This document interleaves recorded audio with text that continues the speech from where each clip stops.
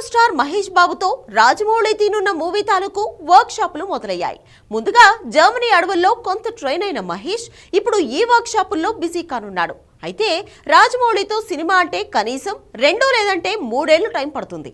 ఆ తర్వాత ఎవరితో మూవీ చేయాలనే విషయంలో మహేష్ కి క్లారిటీ వచ్చిందట.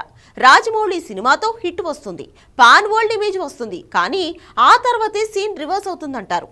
ఆ ఇబ్బంది నుంచి బయటపడేందుకు సూపర్ స్టార్ సూపర్ స్కెచ్ వేశాడు. అదేంటో మీరే చూసేయండి.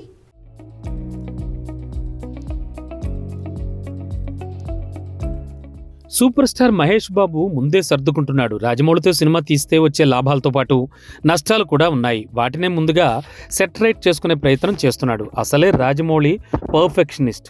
క్వాలిటీ అవుట్పుట్ కోసం ఏడాదేంటి 2 ఏళ్లైనా సినిమాను చెక్కుతూనే ఉంటాడు. తనతో మూవీ చేస్తే పాన్ ఇండియా, పాన్ వరల్డ్ ఇమేజ్తో పాటు మార్కెట్ కూడా క్రియేట్ అవుతుంది. కానీ 2-3 ఏళ్ల కాలం కూడా కరిగిపోతుంది. ఇంత చేస్తే రాజమౌళి మేకింగ్లో హీరోకి హిట్ పడ్డాక ఆ తర్వాత వచ్చే ఫ్లాపులే అంటారు. తారక్కి 3 సార్లు అలానే జరిగింది. ఇక చరణ్కి RRR తర్వాత ఆచార్యతో ఆ సెంటిమెంట్ నిజమైంది. అయితే తారక్ 4సారి అలా కాకుండా ఉండేందుకు దేవర విషయంలో జాగ్రత్తలు పెంచాడు. అలానే మహేష్ బాబు రాజమౌళి మూవీ తర్వాత హిట్ పడాలి అంటే గట్టి ప్లానింగ్ కావాలనుకుంటున్నాడు. అందుకే సుకుమార్, సందీప్ రెడ్డి వంగాకి ఛాన్స్ ఇచ్చాట.